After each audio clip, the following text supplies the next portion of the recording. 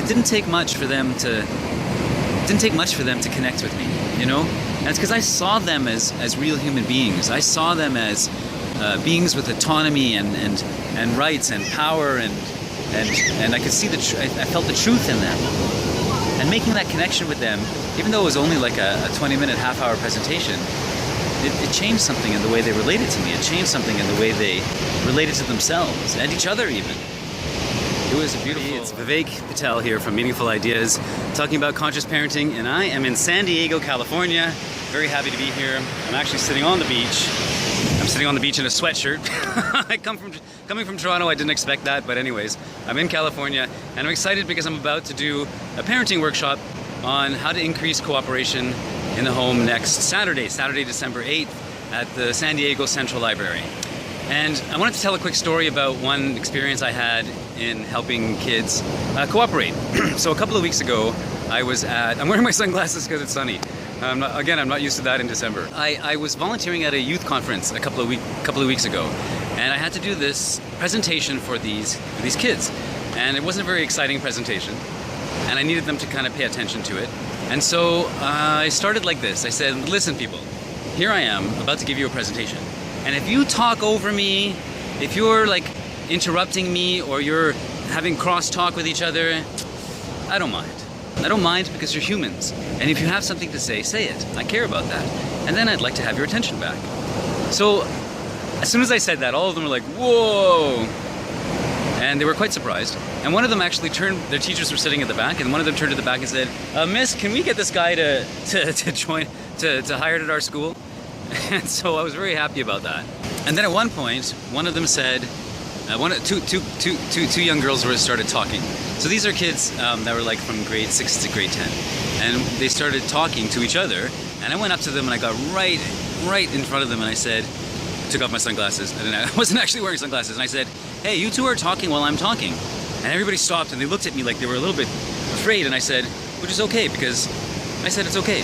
And everybody started laughing. It was so great. And then at another point, I was talking about Pink Day in Canada. And I don't know if you've heard of Pink Day, but it's a day where young people wear pink to school because there was a young Canadian boy, a gay boy, who wore a pink shirt to school, and he was bullied so severely for it that he ended up committing suicide. And when I told this story, one of the young men goes like that. And the girl that was next to him elbowed him and said, hey, don't do that. And of course, you know, I kind of already had their trust by treating them this way. And I went up to him and I said, no, you know, it's okay if you disagree with something. I want to know. I think they were like expecting to be called rude, or you know, like you shouldn't scoff at the person who's giving the presentation, especially if they're an adult. And I went up to him and I really wanted to know. I said, I really want to know what was... He said, I just think it's stupid. I said, what do you think is stupid? Because again, it can easily be just thinking, oh, he thinks Pink Day is stupid, or he's being homophobic, or something like that. But I really wanted to know. And he could tell all of a sudden that I really wanted to know. And he said, well, I just don't get why somebody would be in so much pain that they would kill themselves.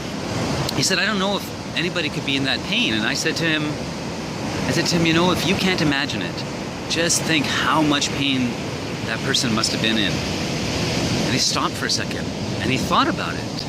And he said, yeah. And I said, and we have the opportunity to make a difference. We can help people who are in that kind of pain. If you don't experience that kind of pain, you have the opportunity to help someone who is in that kind of pain. And he stopped for a second, and he was looking, and I could see it was like, I can't even keep my eyes open. He was like trying to process, you know? And I could see he was trying to process this, and he just looked at me and he goes, yeah, just quiet like that, you know? And I don't know, I felt so touched at that moment, because taking that extra moment to really look deep inside of him and offer him a free and kind and non-judgmental space to express what he was really thinking, it was something that I didn't expect, you know, really beautiful. And then at another point, one of the kids put their hand up and they said, excuse me, sir, can I go to the bathroom?